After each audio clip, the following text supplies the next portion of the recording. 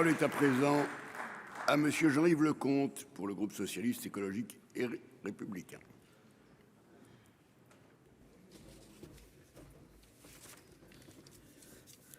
Monsieur le président, monsieur le ministre, monsieur le rapporteur, mes chers collègues. Cette proposition de loi de notre collègue Ronan Le Gleut répond à une revendication qui s'exprime depuis longtemps, en particulier de la part des Français de l'étranger qui ont la chance d'avoir une résidence en France alors qu'ils travaillent et vivent à l'étranger. Et cette revendication, c'est de ne pas avoir à payer la taxe d'habitation pour les résidences secondaires et que la résidence soit traitée comme une résidence secondaire. Et c'est d'autant plus quelque chose devenu aigu que depuis que la taxe d'habitation a été progressivement supprimée.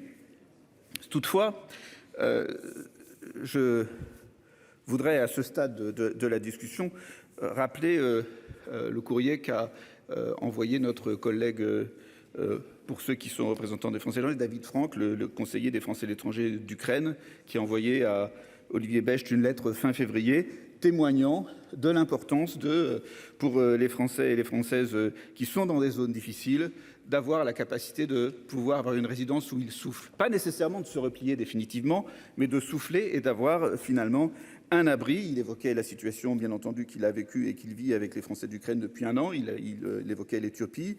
On évoquait aussi, ça a été dit, la situation au Burkina, au Mali, au Sahel. Il évoquait aussi les questions de catastrophes naturelles évoquées par Mélanie Vogel et des situations aussi d'épidémie et de gestion des épidémies, comme nous avons pu en particulier le voir en Chine ces derniers temps. Et pour toutes ces raisons, même si cette proposition de loi peut apparaître parfois comme un marronnier électoral, c'est important de pouvoir essayer de répondre aux besoins des Français qui ont besoin effectivement d'une résidence pour les protéger lorsqu'ils vivent dans des situations difficiles. Je rappelle pourtant qu'un Français qui travaille à Toulouse et qui part travailler à Lille, s'il a une résidence à Toulouse, elle deviendra résidence secondaire. Si par contre il part travailler à Bruxelles, ça sera une résidence d'attache, selon la PPL de départ. Inégalité devant l'impôt que vous avez tenté, monsieur le rapporteur, de corriger un peu. Deuxièmement, comme sénateur des Français de l'étranger, je sache toujours les idées de mettre une notion de nationalité dans le Code général des impôts. Que ce soit en positif ou négatif, parce que finalement, on le met en positif un jour et on s'appuiera dessus après pour le mettre en négatif. Donc je suis très, très circonspect sur ce point-là. Enfin, ça a été dit, nous vivons, notre pays doit respecter le droit européen.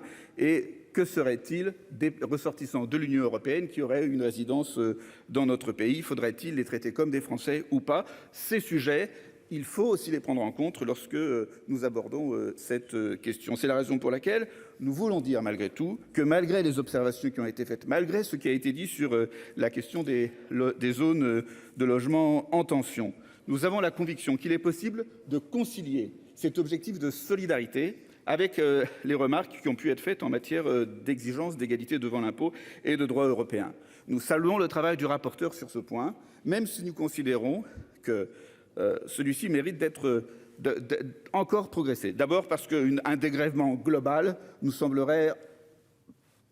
inadéquat et il vaut mieux le restreindre aux zones qui sont des zones de danger. Et deuxièmement parce que vous avez restreint par contre le dégrèvement total à des personnes qui rentrent définitivement, alors que l'expérience montre que finalement vous rentrez parce que vous avez besoin d'un havre de tranquillité, mais après vous repartez travailler dans cette zone. Et par conséquent, eh bien, il est important de pouvoir le faire pour toutes les personnes les Français de l'étranger qui vivent dans les zones en tension.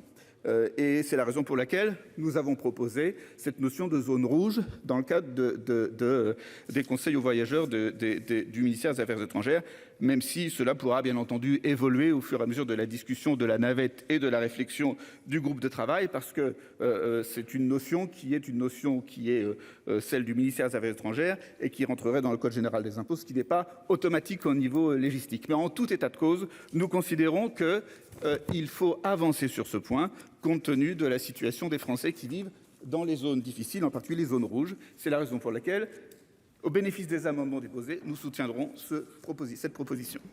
Merci, chers collègues. La parole est à madame Évelyne Renaud Garabédian.